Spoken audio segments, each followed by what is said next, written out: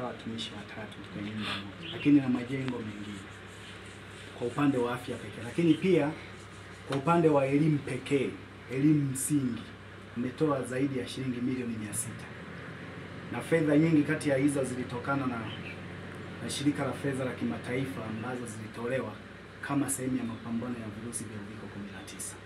Tulijenga zaidi ya vyumba 20 vya madarasa vipya ambavyo hata kama tungeamua kujenga bila kuhusisha nguvu za wananchi zingekamilika. Lakini pia upande wa elimu sekondari ametoa zaidi ya shilingi milioni 300 kujenga vyumba vya madarasa.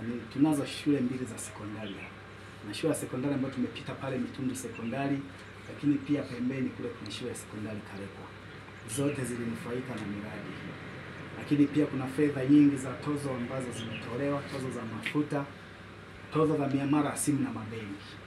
Lakini kwa upande wa miundombinu ya barabara, tulikuwa na jumla ya barabara 4 ndefu zenye zaidi ya urefu wa kilomita 10 kila barabara, lakini 3 kati ya hizo tayari zimeshatekelezwa.